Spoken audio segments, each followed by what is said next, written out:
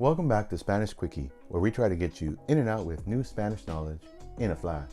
Today, we'll be talking about accents. Generally, we use accents to show where a pronunciation rule is being broken. What are these pronunciation rules? Well, we only have two of them. The first states that words that end in vowels and N or S should have their spoken stress on the second to the last syllable of the word. If the stress is elsewhere, it breaks the rule and you place an accent. Words like habló, nunca, caramelo, dicen, and catarsis are examples of the rule being followed. It's habló, not habló. Nunca, not nunca. Caramelo, not caramelo, not caramelo, not caramelo. It's dicen, not dicen. And catarsis, not catarsis, not catarsis, but catarsis. So if you don't know how a word should sound, well, look at it and see if it's following a rule or if an accent has been placed to show you that the rule has been broken and you should pronounce or you should stress the word in a different place than usual. Habló, satélite, bambú, sartén, Cortés are examples of the rule not being followed. They get accents on a vowel in the syllable where the rule is broken. So earlier we had habló, but now we have habló. Él habló, he spoke. Satélite, the rule would lead you to believe that without an accent, this word should be pronounced satélite. Second to the last syllable should have the stronger stress.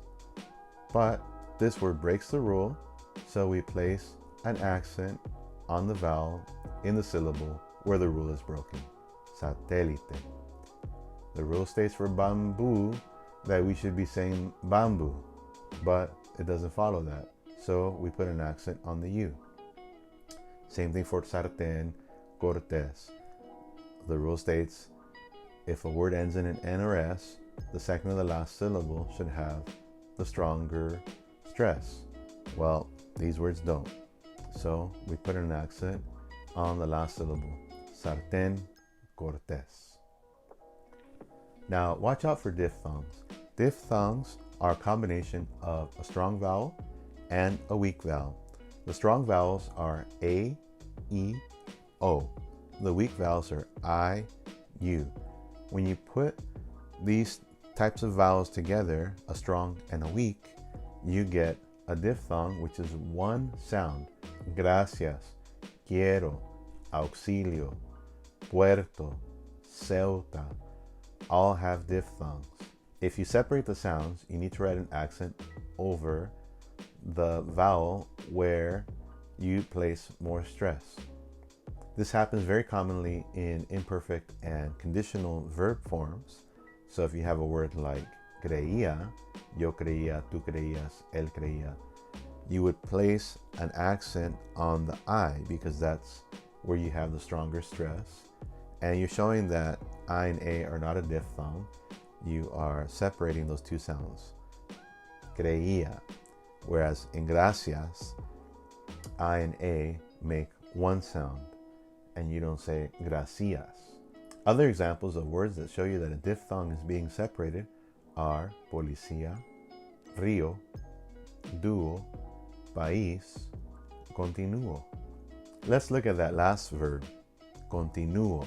That's from continuar in the yo form in the present tense. Yo continúo. I continue. It ends in a vowel, and we would expect the I, the second to the last syllable, to have the stronger pronunciation, the stronger stress. So it's not continuo, it's continuo. And there's a diphthong there. We have to break that diphthong, continuo. Otherwise, it would be one sound. Now, we do have continuo that means continuous. But notice that it doesn't have an accent because it's not breaking a rule. Then we also have continuó. Ella continuó. She continued.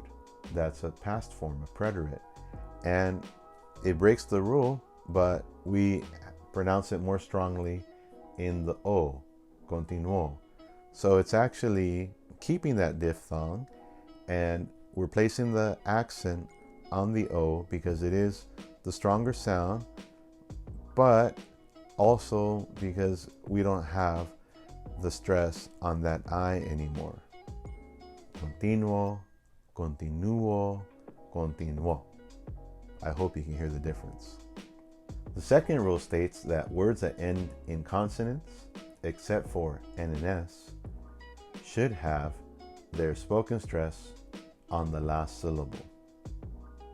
If the stress is elsewhere, the rule is broken and you write an accent. All infinitives follow this rule. Hablar, comer, vivir. They end in consonants that are not N or S, and they have their stress on the last syllable. Clavel, ciudad, mujer, reloj, and animal are other examples of the rule being followed. Cárcel, almíbar, Hernández, fácil, and cóndor are examples of the rule not being followed. They get accents on the syllable where the rule is broken. A third category of accents is for differentiating between homonyms. Tú is your and tú is you. Te is to or for you, and te is ti. Question words such as que and donde have accents. You can learn more about question words in my video on the topic. Finally, the Real Academia Española stated in 2010 that certain words that used to have accents should no longer have them. Solo, when it comes from solamente, only, used to be written with an accent, but they advised against it. Demonstrative pronouns like este, ese, aquel used to have accents as well, but the Real Academia Española took them away. They also took away accents from monosyllabic words such as guión, truán, and sion. They have only one syllable and they were being written with accents, but this was not necessary according to the rules for placing accents. Some people have not yet gotten this memo.